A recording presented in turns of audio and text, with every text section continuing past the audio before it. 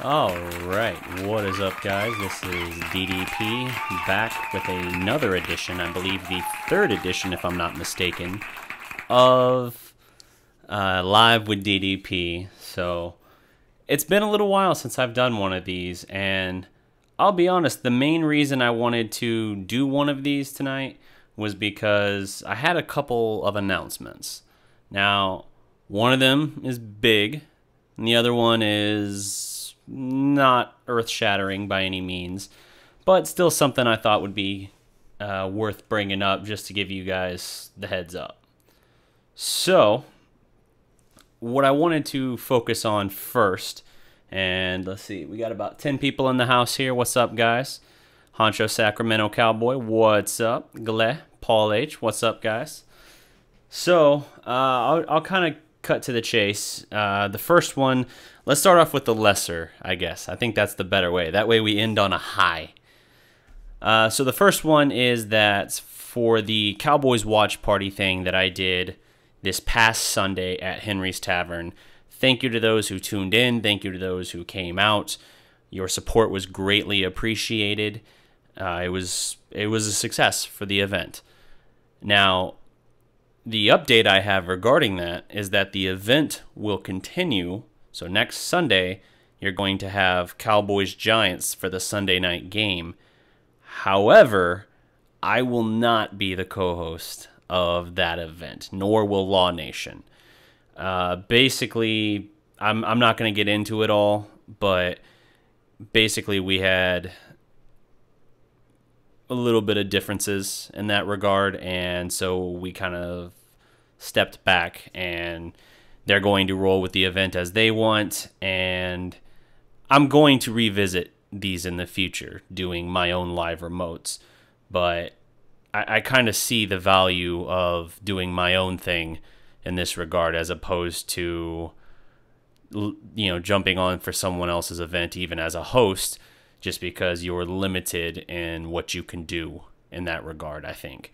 But I think the show was great. I think Law and I mean, the Cowboys game was a downer if I ever saw one, obviously losing 16-8 and the offense just being flat out anemic. But it was still a cool event that we got to do. I think Law and I did a very good job on commentary, if I can pat myself on the back a little bit.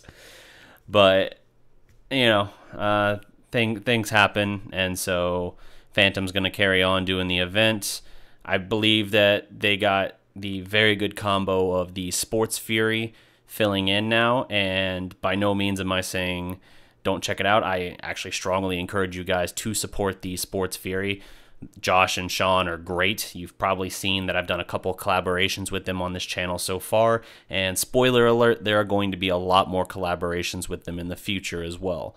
So, you know, good for them, happy for them, even if things didn't quite work out the way I wanted. But that's not the important aspect of it. What's up, Daniel? So, that's the sort of, kind of, I guess you would say, bummer of the thing. But yes, Daniel, jumping right on to that new news here. So if you guys didn't see, now if you follow the Facebook page, you probably already saw this. I only talked about it on Facebook before. I was like, I should do a video on this. So I've actually accepted a new staff writing gig for the Dallas Sports Fanatic. And what that's going to allow me to do is cover the Cowboys and Dallas Mavericks for them more exclusively, more closely. And in the case of the Mavericks, I actually think this is going to get me access to media passes again, which I've been tirelessly trying to get for the Dallas prospect. Now here's the important thing. Oh, by the way, if you want to see, here, let me fade up here. Here is my first article on, I mean, it's just a picture, but my first article on DallasSportsFanatic.com went up this morning. Who's to blame for Dallas's offensive woes? That's kind of cool, right? But it got even cooler than that, because my article was then picked up by Bleacher Report up here. Cha. Now, this is where it's at right now. This is where it's at right now. It's actually this morning when I first saw it go up was actually at the very top, like the tippy top. And in fact, it looked a little something like this when I loaded the app. Shaw, teams across the top that I've watched, no particular order outside of the first three. And then, first thing that came up, there's my article. How badass is that? So, yeah, I am thrilled to be taking on this opportunity. Now, I do want to stress something because I've had several people, including people I work with quite a bit for the Dallas Prospect, actually reach out to me. And, you know, of course, everyone's happy for me, but their fear seemed to be that now that I've got this gig, that I wasn't going to be doing Dallas Prospect anymore. And I'm here to say nothing could be further from the truth. In fact, when I was talking with Dallas Sports Fanatic about taking on this role, I was very direct in that I'm not going to quit doing Dallas Prospect work, that I am going to do. In fact, if anything, I'm going to intensify my Dallas Prospect work, because I always believe that above all, to succeed, you have to have a sense of what you're doing, you have to have good knowledge, and you have to be prolific. And what I mean by prolific is your content output. And I work hard. I'm not going to pretend that I don't already work hard, but I always believe that there is a next gear that I need to find. And what I'm going to do for the Dallas Sports Fanatic is I'm going to write for them weekly. Whenever the Mavericks season starts, I'll be writing for them, probably even before the Mavericks season. I'll be writing twice a week for them at that point. Anything I post to the Dallas Sports Fanatic will find its way to the DallasProspect.com as well, albeit anywhere from 12 to 24 hours later. That was one promise I needed to make to them in that regard. And, you know, I'm very gracious to everyone over there at the Dallas Sports Fanatic for giving me this opportunity, and for, you know, understanding that there were certain things that I kind of needed to, that I couldn't, you know, give up ground on, such as my continued work with the Dallas Prospect. And they were understanding of that and supportive, and that's everything. So don't worry if you were concerned that I was going to be shutting down the Dallas Prospect or something. That is not happening at all.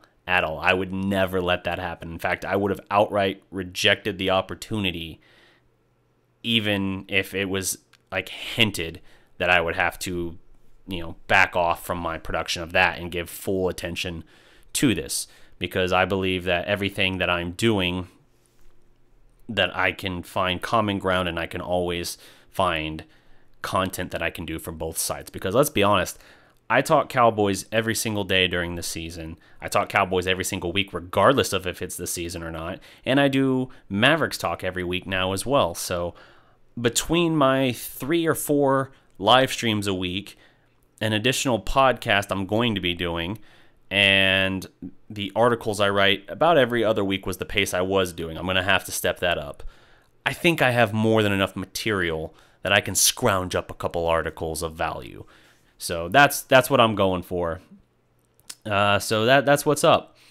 So thank you guys for the support on that. Paul H., thank you. I think Garrett will read that article. I don't know. I don't know if Jason Garrett's going to read my article. I'm still kind of psyched that it's even up there on Bleacher Report where it's at. And it sounds like a lot of my stuff is going to start going there, and that's a real opportunity. And that's also why I pushed to not just be the Cowboys staff writer, but also the Mavericks, because I have a lot to say, as it turns out. You guys probably know that, hearing me talk endlessly every single week. So I wanted to be able to focus and bring everything I could to the table. So if we got good discussions and we got good topics, which we always do, I mean, come on, we always have a lot of good stuff to talk about here. I'm going to take from that what I can, and I'm going to research into it, and I'm going to crank out the best articles I can, because potentially now we're talking about thousands of people, thousands upon thousands of people who can find and read this stuff. And another thing I'm happy for with the Dallas Sports Fanatic and the opportunity they're giving me is that they're allowing me to still link up all of my Dallas prospect branding, which means I can have, like in my author bio on the site, I can have the DallasProspect.com. My social media plugs, I don't use my personal ones just because I don't like using those anyway. I use @DallasProspect for Twitter and the Dallas Prospect Facebook link because those are me. The Dallas Prospect is a one-man operation. And, I work with a lot of great people and I cross-post content and all that. But, I mean, at its core, the business is a one-man thing. It's just me.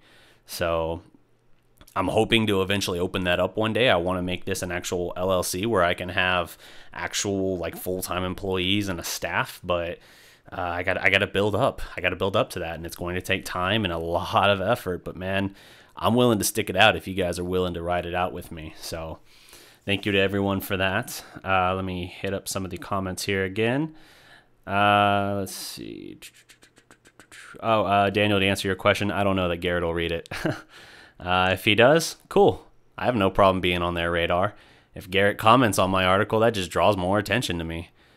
Although I called out Scott Linehan worse than I called out Jason Garrett, to be fair. And you know what? No. Mostly yes, but a little bit no. Rangers King 669. So is that both or is it just the first? Both or just the first? I'm not sure I follow the question. Like first priority for me is what you mean? Like, is Dallas Sports Fanatic my first priority? My first priority is Dallas Prospect. The only way in which there is an exception there. As far as my prime focus, that's not changing. That's still Dallas Prospect. But I will say this. When I write a new article, if it's Cowboys or Mavericks related, I'm giving them first crack because I felt like that was fair given the concessions they made to me. And so what I decided to do is say, okay, you'll get my article first, and then if it goes up in the morning by 4:30, 5 o'clock, whatever, I can post it to the DallasProspect.com, and that's where it is. Let me pull that up now here. That should be right up on the Dallas Prospect. You won't see it because for some reason my display capture setting here is not working. But, yep, there it is on the DallasProspect.com. If you go there now, except for this tab, don't, for the love of God, don't leave this video. I need you. But, yeah, man. Of course, the display image isn't there, my featured image. Damn it, I thought I was on top of things. But, yeah, the articles will show up there first, and then they will come to the DallasProspect.com.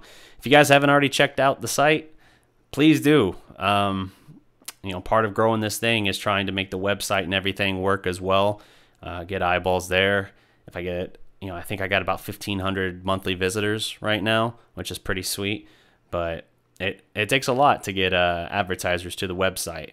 And one of the things I'm probably going to have to figure out eventually is some means of semi-exclusive content for the site. But for now, I've been holding off on that. Let's see here. Stevie Mac, I'm late. What did I miss? Well, Stevie, I think I saw this comment come in a few minutes ago, so you probably are caught up to speed now. But I'll give you the first one because I haven't touched on that again. So I did this event, the Cowboys watch party at Henry's Tavern in Plano, Texas this past weekend. It was a successful event. Everything went great. Thank you to everyone who watched the stream, who supported and came out. All of you were awesome. Unfortunately, while the event will continue, Phantom will continue on with the event. Unfortunately, Law Nation and I will not be hosting the event moving forward. I'm not going to get into all of the why of it. All I can tell you is that they were pleased with our performance, and the venue was happy with the number of people we drew into the door. So, had nothing to do in that regard with our ability to draw or our performance. It was just some other behind-the-scenes stuff that really I don't need to get into or anything like that. So it was a learning experience. That's the best thing I can say about it. I'm a little disappointed, but it's a learning experience. And, in the future, I will have my own live remote watch party events like that, whether for the Mavericks or the Cowboys. And I will take what I learned from this first experience and I will apply it to that. So that was the first thing, Stevie, if you missed that. And I already talked about the staff writing position I accepted with Dallas Sports Fanatic. April, knew you had it in you, saw the potential. You will do great things. Congratulations. Oh, thank you so much, April. That actually really does make me feel good. I mean, it's one of those things where I'm so driven on this, and I'm seriously, I know this sounds like gross, like I'm just patting myself on the back endlessly here. I sometimes get so focused on what I'm doing, especially with the website, because I'm so passionate about it, that it feels like I don't always, kind of pick my head back up and look around to kind of see the progress I'm making. I'm just so focused on the instant moment right in front of me, and I keep pushing forward and striving for that, and I don't always appreciate what I'm doing along the way. So whenever someone, kind of points it out or says something very nice like you just did, April, it does, it is one of those things that kind of makes me go like, oh, wow, people are really liking this. People are believing me. That's awesome. I grew up a very introverted kid, and I had a lot of issues with self-confidence. So sometimes, some mornings, it's tough to believe in myself in a lot of ways, but for some reason, with Dallas Prospect and what I'm doing, I don't question myself anymore. Like, I know I'm going to make this work. I'm going to find a way to make this successful and to ultimately make it, either make it or help me transition to what will be my full-time career. And that's what I want, is I want something that makes me passionate and happy, in every day. If you love what you do, it's not work. It's cliche, but it is the truth. So that's what I'm looking to do. And with Prospect, I don't question myself near as much as I used to. So thank you for the compliment and everything, for your belief in me. Let's see. King Busy, congratulations, bro. Thank you. Still collaborating with Law and Big Game James? Asks Daniel. Absolutely, sir. Nothing changes. I am still collaborating. Even with the setback regarding the event for the watch parties, I am absolutely still collaborating with Big Game James, with Law Nation. We will still be doing shows every single week, possibly even 2. In fact, I got a show tomorrow night, and it's going to for sure have Big Game James. I don't know about Law's availability, but if you've watched our stream very long, this show, you'll know of another loud, passionate Cowboy fan who's made a couple of guest appearances for us.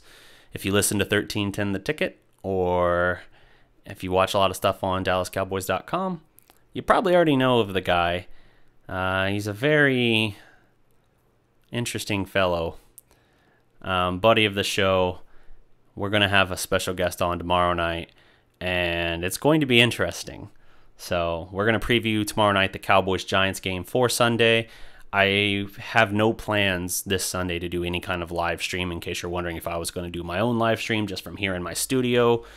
It's incredibly hard to do one of those by yourself.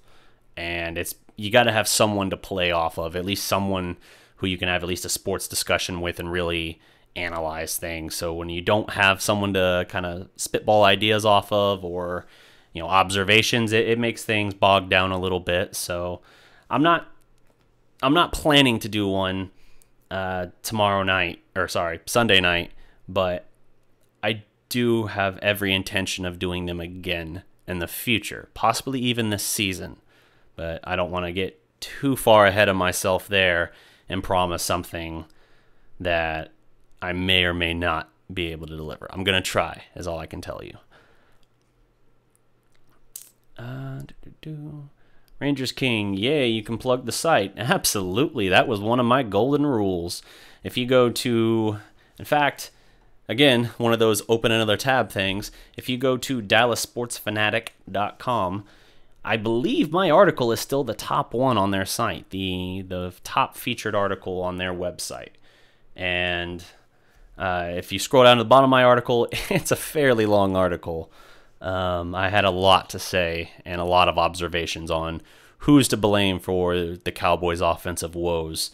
And if you get to the bottom of that, you'll find my author profile with my lovely face, and social media links for Dallas Prospect, as well as mentioned in the author bio, not just that I am the staff writer for Cowboys and Mavericks for them, but also that I am the founder and creative director for TheDallasProspect.com, that I cover a lot of sports and pop culture content, and that I can be found, if not on this website, this being DallasSportsFanatic.com, then on TheDallasProspect.com or the Dallas Prospect YouTube channel. So I put every cheap plug I could in there. In fact, I might eventually make my profile picture literally just me holding a sign that says, "Ha," with like the YouTube URL there for the channel. So we'll check it out. But I'm excited about this. I think this is a very, very positive step forward as far as that. And one thing I love, because as I said before, I used to be a more reserved personality unless I got comfortable with people and got to know them. I was more of a writer. When I very first started doing any kind of sports journalism stuff, I wrote to cover the 2013 Cowboys season for a now defunct sports website that still owes me quite a chunk of money for my work, but safe to say that's not happening. And then from there, I jumped into the also now defunct ProjectShanks.com, where I covered the Dallas Mavericks, and they were a small site, but they had so many connections that they were able to hook me up with media credentials and get me access. So, you know, one of my first months working with them, I'm in the Mavericks locker room before a game. Mark Cuban's on the Stairmaster, and one of the media people gathered around him as he's like just firing off, you know, answering questions for the media and before the game. And it's like surreal, kind of like looking around, and I'm like standing so close to him, his absurd amount of sweat dripping off him's like practically dripping on me. I'm like, oh, like trying to hold up the recorder to get his quote or whatever. And I famously got him to tell me to F off, although he said it in a very lovingly way. It was like, "You're new here. You know what they say. You haven't made it in Dallas media until Mark Cuban tells you to F off. So go F off," or "go F yourself," I think was the exact of it. So all said in good nature, but I want to put that on my resume every time I think about it. I'm like, I should put that on my resume. That'll, especially for journalism type stuff, that should go far. But anywho, let's see here. Oh, and then after Project Shanks, I realized I wanted to make my own sports and pop culture website, which led to the Dallas Prospect, in case you were wondering what brought me here.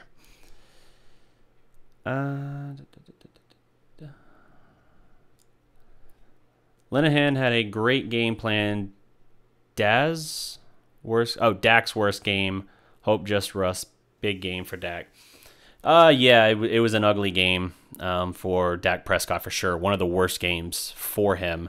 And if you, as I shamelessly plug my article, if you want to read that article, I lay out a lot of the key numbers that jumped out to me that explain just how bad the offense was. I can tell you that it was the third worst total yardage game for the Cowboys offense of the Dak Prescott era. One of those I throw out because it was week 17 at Philadelphia in 2016, where Dak only played one series, meaning it was, you know, Romo and Mark Sanchez who finished that game. Romo himself only playing one series. But it was one of the worst offensive showings of the Dak Prescott era. And yeah, the tape is pretty damning for Dak as far as the throws. I mean, I knew he missed several throws badly in the game, like 5 or 6, but the more that you see, and now with like the all 22, I know Jay Farmadee the other night kept saying he wished I would like wait to talk about the game in any capacity until I saw that, which, yeah, I get the sentiment, but it's like, dude, I can't wait until Wednesday to talk about the Carolina game. By Wednesday, you're supposed to be moving forward, and I'm not a film session guy. I'm not. Like, I analyze and I do more like a sports talk style commentary, at where Law will go into the film, Vach Lombardi will go into the film, Okoye. Those three kill it in that regard, and for good reason. I know everyone's popping for Okoye's new video where he's talking about Scott Linehan's play calling. Basically saying, is he at fault or is it Dak? Spoiler alert, it's largely Dak, but check that out sometime if you want as well. But yeah, if you want to check out my article, I lay out several interesting stats and basically kind of run down this list of suspects to try and find the culprit responsible for the Dallas offense and its struggles, really since the bye week of last year.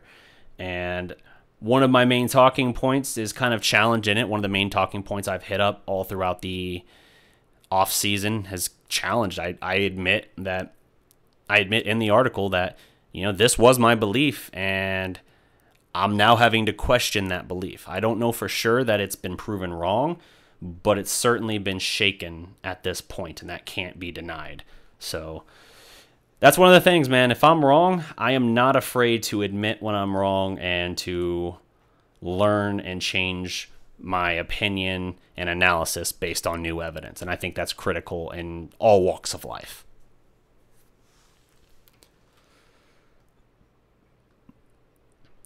Will you have any access to the team, interviews, etc.? I think you're talking April in regard to the Cowboys in this case.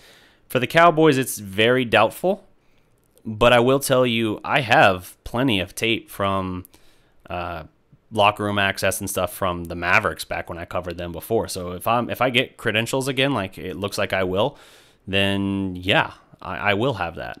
I have media sessions in the locker room with plenty of them with Dirk, Monte Ellis, because again I did this back in 2013 to 2015 was my span of doing that for Project Shanks, being their Mavericks beat writer. So I got interviews and media sessions with Dirk, Monte Ellis, Tyson Chandler, Sean Marion, Vince Carter, Chandler Parsons, Rajon Rondo. Trying to think of other significant ones. I mean, for the Mavericks, there's not a whole lot that I haven't already hit on for major. Devin Harris, Wayne Ellington, Brendan Wright, guys like that. So, yeah, the access should be there. And, I was a little more timid back then at the time. I was just kind of the kid in the room who was nervous to be there. Now, as I'm closing in a little bit on 30, I don't feel so much like the kid in the room. And I feel more comfortable and more in my own skin now. Wait, that's a weird phrase how I just put it. Whose skin was I in before? It's getting weird. But yeah, the idea is I will have that access, and I am going to be a little more open and willing to ask my own questions and, ask a player hey, what do you think of blah, blah, blah, blah, blah. Although hopefully I have a more substantive question than blah, blah, blah, blah, blah, blah. Guitar slinging zombie killer. Dak's not in control of this offense. He has to pull the trigger. He had open receivers all day and didn't get it done. 100% agree. 100%. Stevie Mac, congrats, Groot. Congrats, dude. Regardless, I will read your content whenever it's produced from. I appreciate that, Stevie. Like I said, it will still be at thedallasprospect.com, but now you can also find it on Dallas Sports Fanatic. Or hey, if you actually use the Bleacher Report app or website, I'll pop up there too. But it won't show my name on the homepage of that, as you'll see. It'll say the title, and then it says Dallas Sports Fanatic. But so you'd have to click the article technically to see if it was actually me. But yeah, if it's Cowboys related and it's Dallas Sports Fanatic, there's a pretty good chance it might be me. I think they have a couple other Cowboy writers as well, but I'll be putting out at least one article per week for them. My Cowboys family, what up, Prospect? What up, MCF? Is it weird to shorten your name to that, or is that something people do? Okay, yes, Justin says MCF as well. That is what people do. Cool. Welcome. I think I've seen you drop in here before. What's up? Q-Man. See you in less than an hour. Oh, Justin. Gotcha. I was like, Q-Man. I thought he was asking, saying he had a question for me. I was like, oh, what's the question? I got excited. Stevie Mac, I'm glad Landon Collins called out Dak. If that doesn't motivate Dak to ball out next week, I don't know what will. I don't know if Dak needed the extra motivation, honestly. I think the questions and the doubt should be more than enough motivation because he knows he's playing bad. I still contend that he hasn't been the same since Atlanta last year.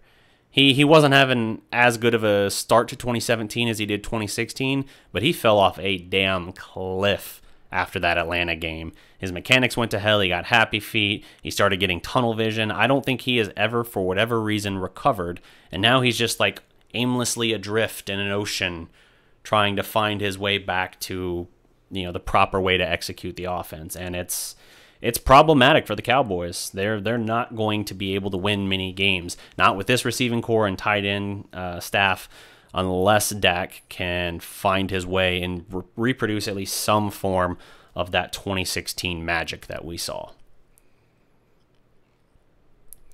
Dak has a lot of issues, and it still shows. Let's not take a half and blame it on the coaches. Please, guys, don't join the 80%, as they say. It's not all the coaches. No, I think the coaches have some blame, and I assess that as well. But yes, Dak, if I had to put primary blame, I think they all have some blame, but if I had to put majority of the blame, I would say it's Dak. And he had time in the game. He had an average of like 3 seconds to throw the ball. And there were guys he just flat missed, not just Jarwin, not just Gallup on a crossing route, but guys that, even that critical fumble at the end of the game, Hearns is wide open, and he stares him down, and then for some reason doesn't throw it.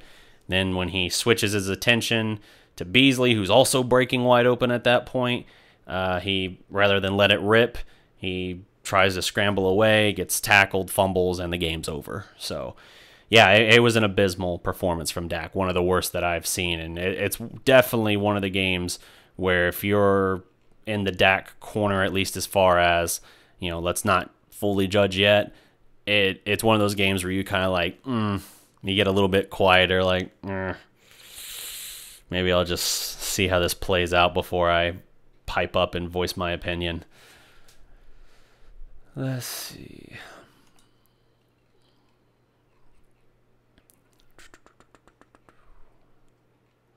Hope they learn from Carolina how to use a QB with Dak and Cam's strength. It's possible, but it's hard to say, honestly. I don't know that they're going to I don't know if they're going to make any changes. I know Jerry went on the radio today at 105.3 The Fan and was talking about basically contesting that Dak should run it more. I'm sorry, I don't want Dak to run it more. I've seen what's behind Dak, and it's a freaking nightmare as far as if you think the team's going to look bad on offense with Dak, oh my God. Imagine if you have to put Cooper Rush or Mike White out there for any significant length of time. It's going to go south in a hurry. Let's see. All right. So, I got time, guys, for, let's say, 3 questions. This is a little bit of a shorter live stream tonight. I, for some reason, got twisted on my words again. Shorter live stream tonight for a live with DDP. The main thing I wanted to do for this, of course, I'm open to your questions and everything, but I also wanted to talk a little bit about those 2 announcements. Reassure everyone I'm not leaving or quitting the Dallas prospect. If anything, that's more my priority than ever. But I know people were certainly wondering about that. I had, after I posted on Facebook this morning about it, I had probably 4 or 5 people reach out to me and like, oh no, you're not quitting, are you? Or like, you're still going to put out as much content even if it's over here, right? Like, wait, what? Like, I'm not leaving, guys. I'm still here. My content is going to be the same output, if not a little bit more. In fact, I'll say this. There will be more written articles by me moving forward. So definitely be on the lookout for that if you like reading my work, in which case I really appreciate it because I know that it's easier to convey information this way and consume it this way a little faster probably, but at the same time I feel like I can be more narrowed and focused when I'm doing a written article, and that's always something that excites me. Rangers King 669. Fast break plans for this weekend. Let's see. Well, I don't have any events or anything. The game would have been Sunday night, so I would have been free regardless. So basically, Mavs Fast Break will continue as usual at probably 3 o'clock, like usual, this Sunday. I might have my co-host, Eni and Duca. I'm not sure. I think what I'm going to start doing with that, because typically that show is about 90 minutes long, approximately, give or take, you know. I think what I'm going to start doing is saying, in the last half hour, I'm going to open up the phones and basically say, you know, if you want to give me if you want to come on the show, you know, if I got your info, I'll bring you onto the show. If I don't have your info, message it to me, but for the love of God, don't put it in the comments. And I can bring you on the show that way as well. And we're basically going to have it where we open up the phones a little bit. And the idea is we're going to try and give, you know, depending on how many people want to come on, we're going to try and give probably 5 to 10 minutes, depending on how many people. But the idea is I want to be able to bring, like, you, Rangers King, on the show every now and then. I know Barry Grogan also has interest in coming back on the show. So we're going to do that. And I want to try and open it up where I can talk more directly with you guys. And if you got questions you want to ask me or ask any my co-host, hey, we'll do it. And if it's a show where it's just me and Annie's not here, then we will probably open up those phone lines even earlier, maybe. So we'll figure that out. Let's see. Still got a lot of discussion and everything going on regarding Dak in the comments, I see.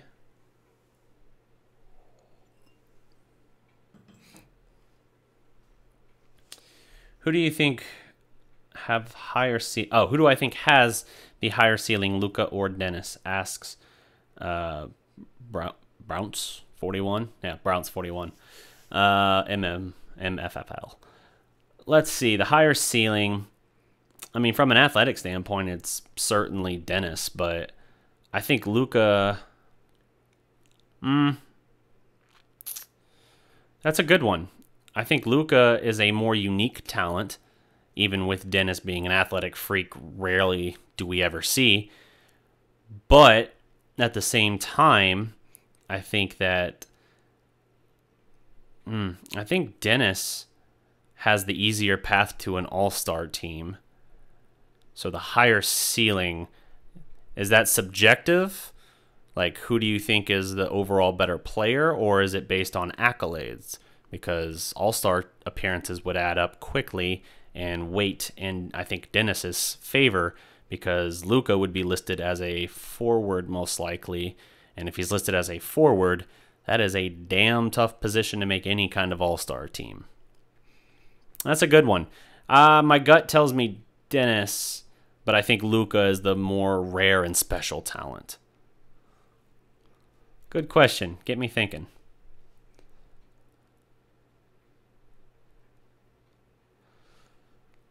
All right. Let's see. I got time for un más question. Question. That is not actually how you... Is that...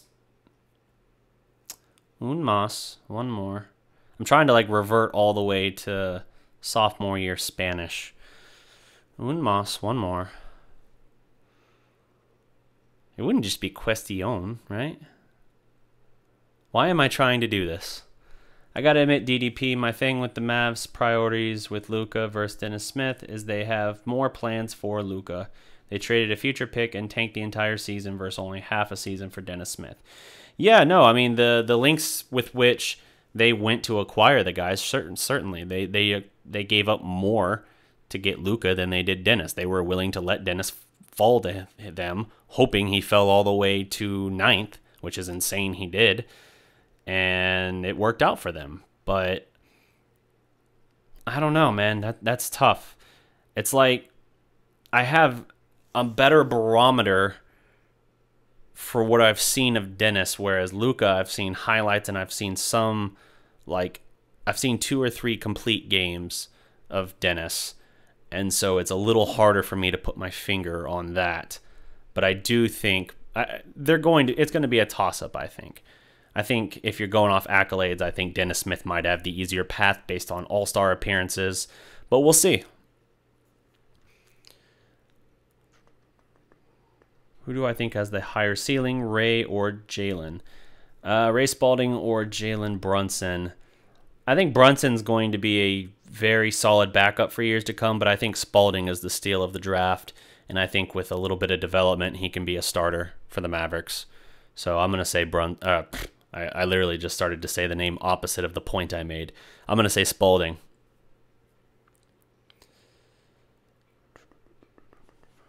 Pregunta y cuestión. Damn it. Here I was thinking I was at least 2/3 right. Yeah. Pregunta's question. I think that's right. So if that's the case, then un más pregunta? Pregunta un más? Why am I still trying this? I don't even know how I got onto this in the first place. Kevin Martin, what's up?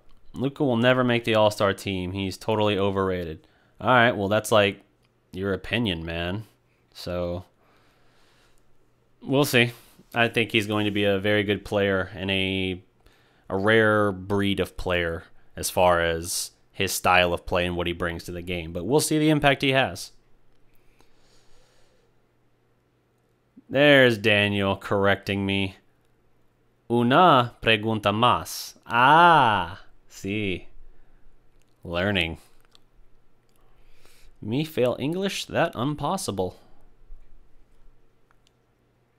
Yeah, he was asking a question about part, yes. That's what he meant in total. Luka will not, okay. Kevin says, Luka was not playing against anyone with any athletic ability, night in, night out. I think you need to revisit. Even when he did have to go against elite athletic ability like Russell Westbrook at 17 years old, he still held his own and had a productive game enough that he actually was like the storyline coming out of the game. So, anywho, that is going to wrap up my time that I've got here tonight. It's already after 10 o'clock, and I've got a little bit of work I got to get done here for my day job, because yay, that's still a thing. And so hang tight, guys. I will be back tomorrow night for a Cowboys-Giants preview. I will have Big Game James on and a special guest. If you're really that impatient to know who, I would just encourage you to look back in my video archive to live remotes. You'll figure it out. I believe in you. The only Spanish I know is what I learned at Taco Bell, and I can't even get that right. That's about like me. But anyway, that'll wrap up my time, guys. Thank you so much for watching. And just remember, every legend was once a prospect. Salute. Uh-oh. I didn't have it ready. I'm not ready. Yeah.